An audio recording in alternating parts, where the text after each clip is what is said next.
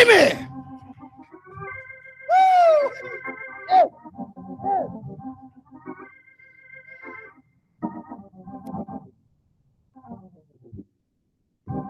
Want everybody just to stretch for a minute. Just stretch. Just stretch. There you go.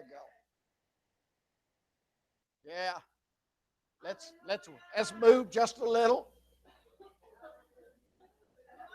I know some of you been sitting awful still, and when you sit still like that, you get still. So especially if you're old like me, a little stretching helps and relaxes you a little better. But we're glad you're here this morning. Thank God for all that is here. Good to see Sister Marva. Haven't seen her in quite a while. And Diane, we call her when she misses a Sunday or two. I'll call her and leave her a voice message, and then she shows up. I've known both of them a long time, and I don't know where Marva's been, but it's good to see her this morning. Wherever she's been, we're glad she's here spending this time with us. Amen. Glad for the testimonies this morning. Glad for the move of God in the house. Glad to know that God knows we're here. Amen. It's good to know that God knows where you're at. If you get in trouble, you can holler for Him. Amen. And I thought about Peter getting out of the boat. They thought it was a spirit. Jesus said, no, it's me. Peter said, well, Lord, if it's you, bid me to come. Jesus said, get out and come on, son. Come on. If you got the faith to walk on water, get out of the boat and let's go. So Peter did. We all know that for a while. But this morning, my third section of the reason for prayer is I wanted to really knock a lot of these off and finish the whole 14 of them before I leave next week. But I'm not going to get there because I can't. Every time I get to one, I get looking and praying, and God begins to give me other scriptures to go with what I'm about to do the next Sunday, and it adds to it. I can't get no further than where I'm at. So anyway, we may have to pick it up when I get back. But this morning, number 3, I think is fitting. Prayer defeats the devil. Amen. Prayer defeats the devil. Sometimes he tries to defeat us by making us feel we don't need to pray. No reason to pray. We're not getting nowhere, all of that. But we know that God is still God from what we've heard this morning. Little Jean's testimony, Ernestine's testimony, and Sadie's testimony, and so many this morning is that God is still moving. So if you're thinking that God isn't in your life, or maybe you just aren't talking to Him no more. Maybe you quit because you feel like you wasn't never going to make it. I'll tell you, the shape this world's getting in, it scares me. Really does scare me to think that I would let things in this world, doubt, fear, and whatever, cause me to miss heaven. Because I don't want to miss the rapture. And folks, whether you believe it or don't believe it, it's coming. And if you look at stuff, it's close. I still may not see it, but I want you to know that it's close. That God is a God of His Word. I don't care what people said. God's still God. His Word is still spoken. It's going to happen. If He said 1/3 of this world is going to be burned up, and people going to die, 1/3 of it going to be burned up, people going to die. It don't matter what you think. What people fail to realize, what they think don't move God. Whether you pray or don't pray, whether you believe or don't believe, don't change God to what He has said that He's going to do. It don't change it. It don't matter whether you like it. Don't bother God a bit. Don't bother God if you be obedient, because if you miss it, you miss it. And what I can understand about it is if I miss it, oh, God, have mercy on me. I don't have nobody to blame but myself. Isn't it going to be, I don't know, isn't it going to be odd to be able to stand before God open and naked? The Bible says, I'll get to my message just in a minute. I just feel this thing. Just bear with me for a minute. Stand before God open and naked means everything about me is showed. Naked simply means I don't have an excuse. So I'm standing before God and I'm going to say, well, God, things, I'm used to standing before everybody else and, well, things don't go right. They didn't do right to suit me. Things are not the way I want them to be for me to be able to really believe and pray and trust in God. But when we stand before God on that day, we won't have one excuse we can give. We sure won't. Not one thing on our behalf. We will stand as humble as a lamb to the slaughter. Amen. We won't be able to say, well, Lord, they made me do it. Like Adam and Eve did in the garden. You won't be able to say that. No, you won't. You won't be able to say the woman give me or the snake or the enemy provoked me. You won't be able to say that. You'll stand before God open and naked without an excuse to give God why you didn't receive Him in your heart, your life. The world don't believe that. They still believe we can get to heaven any way we want to. You can't do it. Jesus said, I am the way, the truth, and the life. You have no other gods before me. He told them when he took them out of Egypt, I'm a jealous God. In other words, I don't like sharing you. Any man married to a good woman don't like sharing her. Come on, somebody. Amen. God don't like sharing you with the world. God knows you have to live in the world. You got to have money. You got to work a job. You got to do things. God knows that. But when those things in the world pull you away from God, that's where God begins to get jealous. Well, God loves me, Pastor. He does love you. He's crazy about you. He sent His Son to die on the cross for you. He really cares for you. But God won't be used by you. I'm sorry. Turn me off out there if you want to. Change the channel. Go to something else on YouTube. Still don't matter. God is still God. Prayer defeats the devil, but people are forgetting to pray. Let's go to first one this morning. I want to go to 1 Peter 4 and 7. Reason for prayer, Romans 12 and 12. That's a good one too. But let's go to 1 Peter 4 and 7, please. But the end and accumulation of all things have now come near. Keep what? What? What? What? Now, let me ask the question, and nobody nod or raise a hand or nothing. How many in here this morning is actually sound-minded? Oh, yeah. It's a truth. So much on our mind. How many of you this morning is sitting here in the pew already, and you've got 20 things running through your head already? What you going to do? What do you got to do Monday? Who you got to call? How many things where you got to run to? How many appointments you got to make? Who all you got to talk to? Already running through your mind. You're here at church to hear God, but how many of us is really sound-minded this morning? Good God, I wish I had a church somewhere in the building. Next little word said self-restraint. That means you restrain yourself from things you know ain't good for you. Amen. If marshmallows put weight on you, stay away from the marshmallows.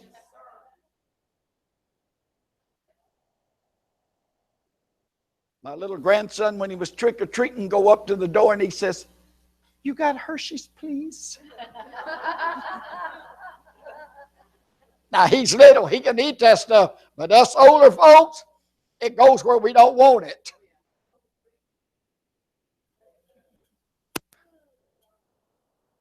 I've been working out. I've been walking and watching what I eat. And all this for about 2 weeks now. I think I've lost 2 pounds, a little over 2 pounds. All that hard work. I'm losing. It's good, but to walk in the kitchen and not get the little Musketeer bar or the Snickers or the... Oh, I love the Tootsie Roll Pops. Oh, and Glenda's chocolate she made for Father's Day. It was still there on the plate. And I look at them and I think, oh, God, I ate one. I know how good it is. Restrainment. How many of us is really self-restrained? It's really something when you begin to think about it. Self-restrained. And what? Wait a minute. What? What? What? How many times have you walked across the street and never looked to see if anything was coming? How many times have you walked through a door just because you thought somebody else was holding it for you and they let go of it? Huh?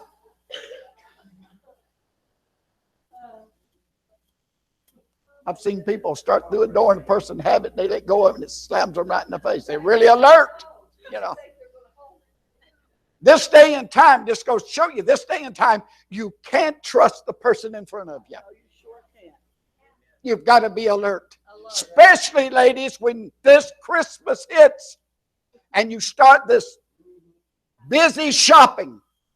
And you're coming out of that store with bags in your arms and things you bought for somebody you love or somebody you care for. Always keep this in the back of your mind. There's always somebody out there waiting on you to come out that's going to grab what you got if you're not alert and alert to get to your car. Look around you before you go unlock your car. Don't unlock it from the door of the store. Wait till you get there to unlock it. And look around and be sure you're safe. Because if you unlock it too quick, they'll slip in the back seat on you and be there when you get in. That's the truth. But the word says, alert, therefore, for the practice of prayer. Prayer will keep you. Does anybody in here have any idea of discernment? Discernment can discern things for you before you get there. Discernment can enter into a church service and know something isn't right. Discernment can help you begin to pray for what's going on. I tell people all the time, you want God to speak to you? Before you leave your house all week long, pray for God to use somebody. I wished I had a church somewhere in the house. Yes, the word can talk to you, but God can intervene into a person's life, and God can speak that way too. God can discern things out in your life too that you think you've got hidden away. Somebody in this house say amen. Prayer can begin to unlock things and loose you from things that you haven't been able to shake loose from in a long time.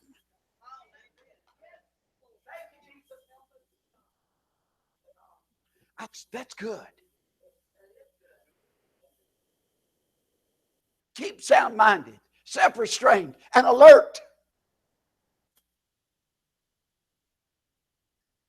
As Ernestine reminded us at 3 o'clock in the morning, you ain't got nobody else to call but Jesus.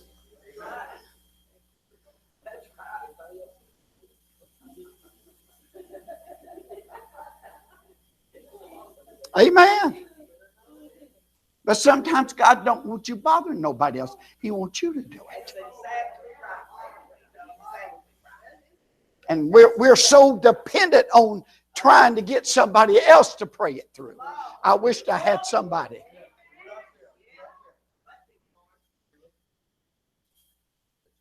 We've got to get out of this mentality. We all need each other. Don't get me wrong. I'm not saying we don't need each other, but there's times when you need to have a relationship with God to where you can touch God and you can get through when you can't get nobody else. Can somebody in here say amen? There's a time when you need to know that God is enough God in your life and enough God built in your life that when you need Him, you call, He will answer you. God, somebody, I wish somebody say amen. Huh?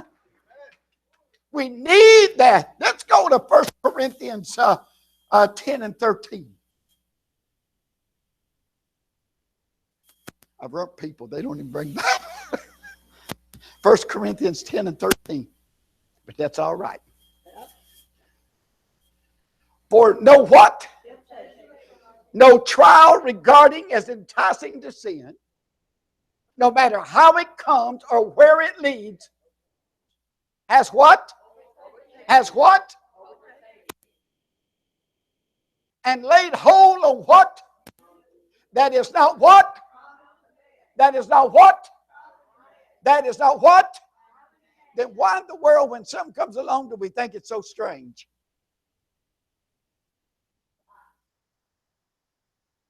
Why do we think it's so odd? Why do we think it's never happened before? When the Bible says it has. So look at somebody and say, why did he get that verse up? Why did I get that verse up? Anybody tell me why I got that verse up? I got that verse up for it's part of what prayer can keep you from. And give you strength to stand. Huh?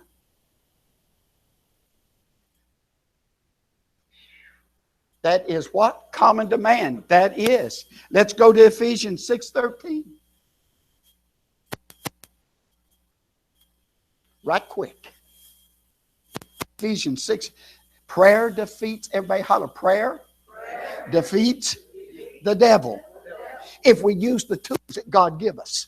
This is some of the verses that God's giving you, the tools in your prayer to defeat. Somebody ought to say amen.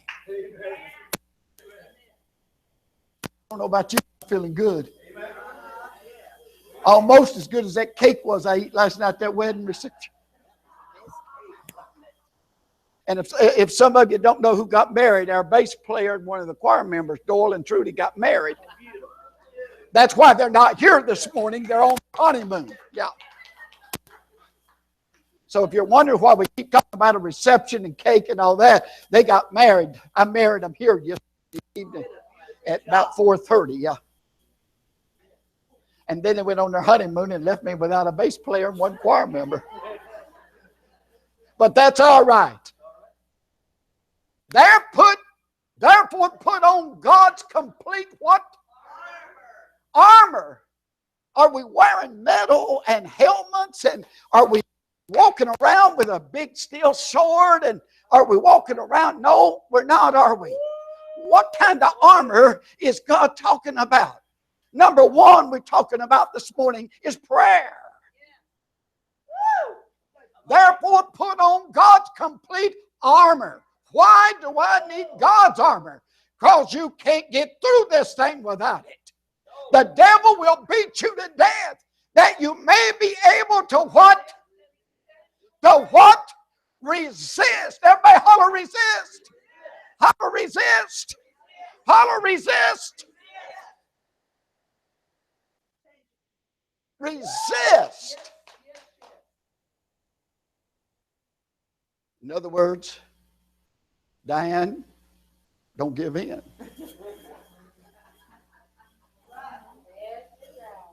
Stand your ground. Don't give in. Is that what it says? Can you see it? You see it, Sparky? Yeah, I do. All right. Resist and stand your ground on what?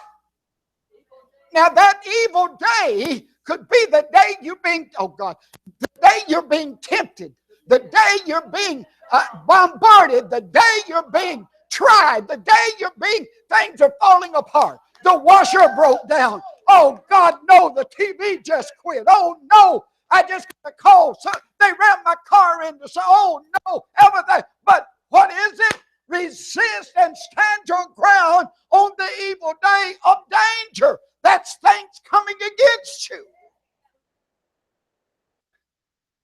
Huh? Oh, man. Huh? But man, you don't know, Pastor. You don't know how tempting. You don't know how tempting I love chocolate either. What we got coming up, everywhere you go now, your little old chocolate Santa Clauses. Already. Oh. I can't even afford that candy, honey. Oh, but it's good. It's good, but that's... I go to the Christmas tree shop and look at them little candy Santa Clauses. My wife will say, now, honey, keep walking. Resist. And don't nobody run out and buy me none because I said that I can't eat it, so please don't tempt me. The evil day of danger and having, now this is a part of that verse that really sticks out. Listen, and having done all the crisis demands, in other words, you prayed, you fought, you cried, you fasted, you've read, you've done everything that you can do. What? Look at somebody and say, is God got a sense of humor or what? Well, he does that. Huh? Is he for real? When I've done everything I can do, and he still say, just stand. Ah. Huh? I prayed till I can't hardly talk. My mouth's dry because I need water and I'm trying to fast.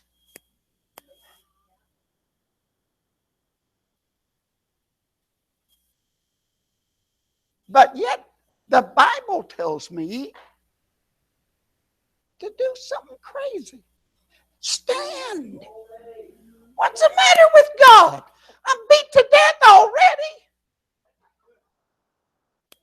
I feel like there ain't nothing ever going to work for me. You know.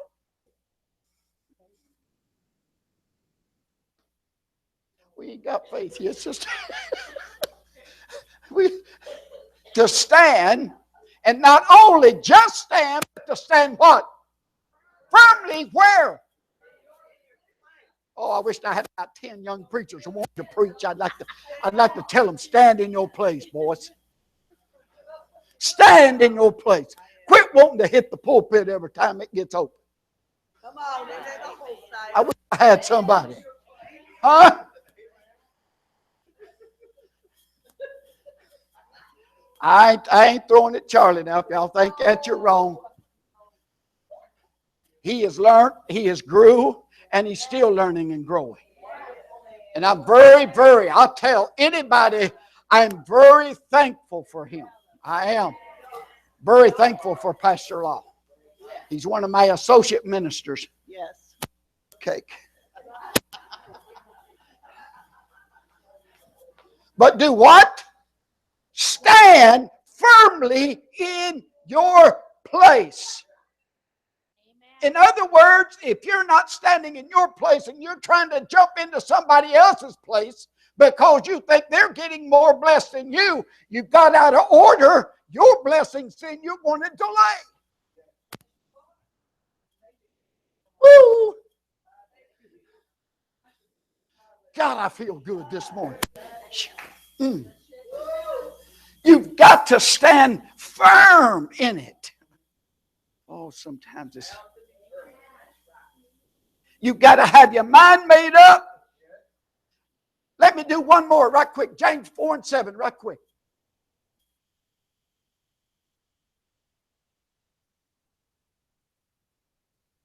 Woo! Here we go. Look at this. So be what? That means if God ain't touched you yet, hang on. If God ain't used you yet, what? Hang on. What? Resist talking about the pastor. Well, honey, I thought he was a man of God, but Lord, child, you ought to know he's slipping bad. Why? He just won't let me do what I want to do. Huh? So be subject to what? Be subject to God. If God don't open the door for you and you push your way through that door because you've got something you want to do, you're out of order. Somebody say amen. This is where, for the saints of God, this is the hardest verse in the Bible because you've got to resist that urge to get where you don't need to be.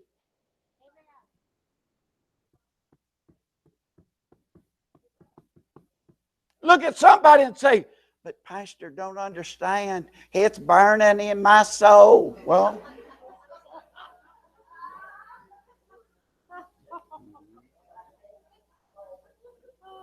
Lord, if that pastor had any idea how strong God is burning in me. Well, that's wonderful. I got an idea. Trust me, it burned me before I got a chance to preach. I'd go home and study my Bible. God would give me message upon message. I'd go to church and they wouldn't give me hardly a chance to testify. It was burning in my soul, but I had to resist trying to take over. I had to resist doing my own thing. Honey, let me tell you, I could testify in half the house was shouting. And that's not bragging on me, it's bragging on God. Because he had me. I wished I had a church, John, somewhere in this building. Oh, God. Think we could get somebody saved, brother. So, to be subject to God, resist the devil, stand firm against him. That's the devil, not God. Some of you might get that mixed up. And he will what? Now, tell me what that verse doesn't tell you. Tell me what that... Come on. It verse doesn't tell you how long you have to resist. I can tell you how long you have to resist until the devil flees. Ever how long that is.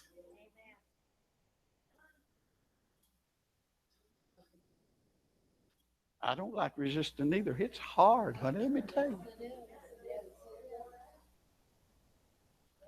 Stand firm against him and he will flee from you. These verses I wrapped up in to my third prayer. Prayer defeats the devil. But if you're not praying, saints, all these verses that I've just read, you won't have the strength to stand nor resist. You'll give over. You'll get discouraged. Defeat will beat you. Oppression will get a hold of you. Depressing will get a hold of you. Being depressed. All of the pressure will get a hold of you. And you will let go of all these things that God says, this is my way. This is my tools. This is my screwdriver. Flat tip, Phillips, my lug wrench. All of that. This is what you need in this prayer to defeat the devil. Amen.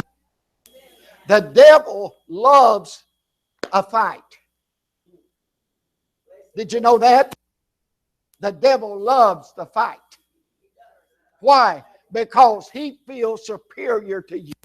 And a lot of times you give in to that feeling and think that he is when he is not. The devil is a defeated foe. You got to keep in mind, he was kicked out of heaven. He already's been whooped. Jesus already went to the heart of the earth, took the keys of death and the grave away from him. Already took it. Come out with victory. Come out of the grave on the third day. Declared that I could have victory in my life. Victory in your life. We have victory in our lives because of what he did on the cross of Calvary. So prayer is one key of defeating the devil.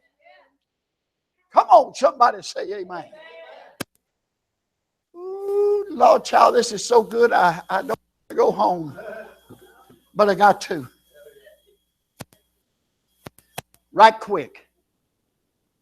Is there anyone here this morning that does not know Jesus?